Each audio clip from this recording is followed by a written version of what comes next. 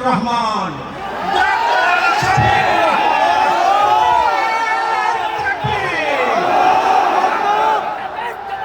জিন্দাবাদ জিন্দাবাদ বাংলাদেশ জামাত ইসলামী।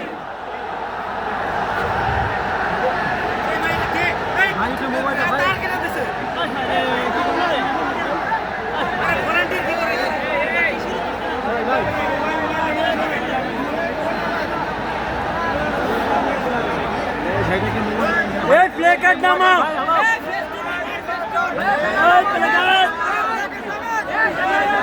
আসসালামু আলাইকুম ওয়া রাহমাতুল্লাহ। আলহামদুলিল্লাহি রাব্বিল আলামিন। আসসালাতু ওয়াসসালামু আলা রাসূলিহিল কারীম ওয়া আলা আলিহি ওয়া সাহবিহি ওয়া আহলি বাইতি আজমাইন। বাংলাদেশ জামাত ইসলামী ঢাকা মহানগরী দক্ষিণ এবং উত্তর কর্তৃক আয়োজিত বাংলাদেশ জামাত ইসলামীর তৎকালীন ভারপ্রাপ্ত সেক্রেটারি জেনারেল, বাংলাদেশের সবচেয়ে বড় মুসলিম জননেতা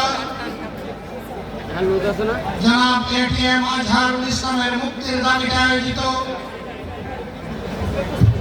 এই জনসমুদ্রের সম্মানিত সভাপতি, মঞ্চে বসা নেতৃবৃন্দ, আমার সামনে উপস্থিত ঢাকাবাসী, নেট দুনিয়ার সুবাদে সংযুক্ত প্রিয় দেশবাসী, আমি মহান আল্লাহ রাব্বুল আলামিনের শুকরিয়া আদায় করার পাশাপাশি অত্যন্ত বেদনা ভারাক্রান্ত মন নিয়ে আজ আপনাদের সামনে হাজির হয়েছে। আপনারা সাথী 2009 সাল থেকে শুরু করে 2024 সালের 5ই আগস্ট পর্যন্ত বাংলাদেশ আওয়ামী ফ্যাসিবাদের কবলে ছিল। ফ্যাসিবাদ প্রতিপক্ষ সংগঠন হিসেবে তার প্রথম হিংস্র থাবাটি বিস্তার করেছিল বাংলাদেশ জামাত ইসলামের উপর। সকল শীর্ষ নেতৃবৃন্দকে এক এক করে তারা বন্দী করেছিল। প্রথম দফা বন্দী হওয়ার পর প্রিয় সংগঠন এটিএম আজহারুল ইসলামের উপর সেই সময়ের গুরু দায়িত্ব তুলে দিয়েছিল। ভারপ্রাপ্ত সেক্রেটারি জেনারেল হিসাবে সংগঠনকে তিনি নেতৃত্ব দিচ্ছিলেন। পথের কাঁটা সরানোর জন্য বাকিদের ধারাবাহিকতায় ষড়যন্ত্র অব্যাহত রেখে তাকেও গ্রেফতার করা হলো। এক এক করে 13টি বছর অতিবাহিত হয়েছে। কারাগারের অন্ধকার প্রকোষ্ঠে তিনি আছেন। এখনো তিনি মুক্ত হননি। বাংলাদেশ ফ্যাসিবাদ থেকে মুক্ত হলো। আমাদের প্রশ্ন, ফ্যাসিবাদের সবচেয়ে কঠিন সাক্ষী আজহারুল ইসলাম সাহেব মুক্ত হলেন না কেন? কোন জিনিস তাকে এখনো আটকে রাখতে বাধ্য করেছে? কেন এই বৈষম্য? আমরা তো নিজের থেকে অন্যান্য নেতৃবৃন্দের মুক্তির দাবি জানিয়েছিলাম। এই উদারতা আমরা দেখিয়েছিলাম, উদারতা আমরা দেখিয়ে যাব। কিন্তু আজহারুল ইসলাম সাহেব কবে মুক্তি হবেন সুস্পষ্টভাবে জানতে চাই সরকারের কাছে।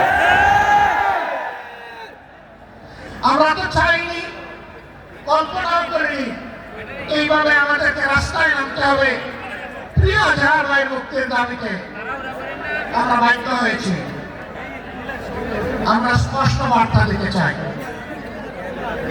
তার মুক্তি না হওয়া পর্যন্ত এই সমাবেশ প্রথম নয়, শেষ নয়, সমাবেশ, বিক্ষোভ, আন্দোলন অব্যাহত থাকবে।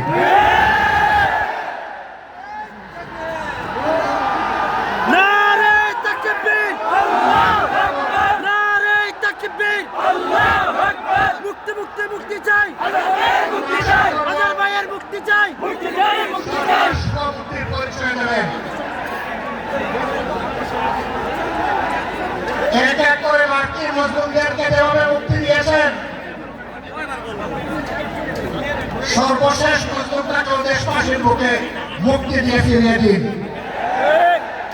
তার জীবনের যে 13টি বছর হারিয়ে গেল, এগুলা কেউ ফিরিয়ে দিতে পারবে না।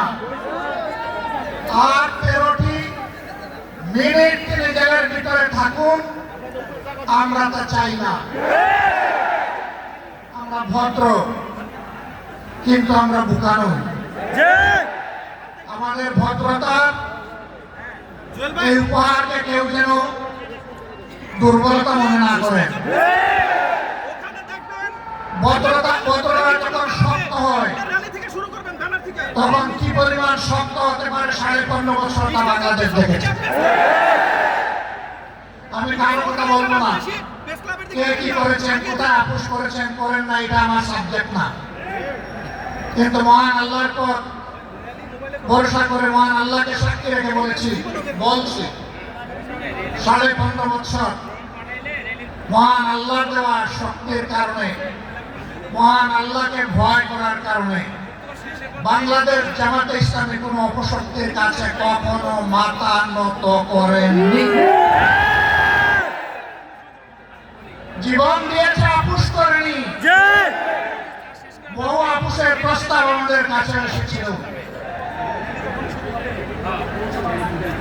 ফাঁসির কাছে নেতৃবৃন্দকে পাঠিয়ে দেওয়ার আগে জনে জনে দফায় দফায় প্রস্তাব এসেছিল। বাংলাদেশের জনগণ জানে জীবিত অবস্থায় আল্লাহ সেই নেক বান্দারা, বাংলাদেশের বীর সন্তানেরা, তারা ওই সমস্ত প্রস্তাবগুলোকে পায়ের তলে ফেলে দিয়েছিলেন। আমরা তাদের উত্তর শুনি। সুতরাং মেহরবানি করে আমাদের আর ধৈর্যের পরীক্ষা দিবেন না, তাকে মুক্তি দিন। কেন আমাদের নিবন্ধন আটকে রেখেছেন? নিবন্ধন তো জালিম সরকার কেড়ে নিয়েছিল। সেই জুলুম আপনারাও কি আমাদের উপরে করবেন? এই জন্য যে হাজার জনতা জীবন দিয়েছে, হাজার হাজার মানুষ পঙ্গুত্ব বরণ করেছে, আবার সেই বৈষম্য দেখার জন্য। আমরা বাংলাদেশের মাটিতে আর কোন বৈষম্যকে বরদাস্ত করব না। সকল বৈষম্যের কবর রচনা না হওয়া পর্যন্ত আমাদের আন্দোলন অব্যাহত থাকবে ইনশাআল্লাহ। আমি প্রিয় সহকর্মীদের কাছে জানতে চাই, 15.5 বছর জীবন দিতে যেমন ভয় করেন নাই, গুলির সামনে বুক পেতে দিতে ভয় করেন নাই, সর্বশেষ জুলাই আন্দোলনের শরীক হয়ে যেমন করে দেশপ্রেমের দায়িত্ব এবং দেশপ্রেমের প্রমাণ পেশ করেছেন, একটি মানবিক বাংলাদেশ, বৈষম্যহীন বাংলাদেশ গড়ে তোলা পর্যন্ত আপনারা কি একই লড়াই করার জন্য প্রস্তুত আছেন? নারে তাকবীর, আল্লাহু আকবার, নারে তাকবীর, আল্লাহু আকবার। দিয়েছি তো রক্ত, আল্লাহ দেওয়া রক্ত, রক্তের বন্যা ভেসে যাবে অন্যায়, বাংলার ভাই বই না। বলতে চাই, আবু সাঈদ মুক্ত, শেষ হয়নি যুদ্ধ, আবু সাঈদ মুক্ত, শেষ হয়নি যুদ্ধ, শেষ হয়নি যুদ্ধ, আবু সাঈদ মুক্ত। আমরা জামাতে গিয়ে চলো। আমাদেরকে মেহরবানি করে কেউ নতুন করে আর চোখ রাঙাবেন না। ফেসিবাদের ভাষায় কেউ কথা বলবেন না, কথা বলবেন রাজনীতিবিদের ভাষায়। আমরা ওয়েলকাম করবো, অভিনন্দন জানাবো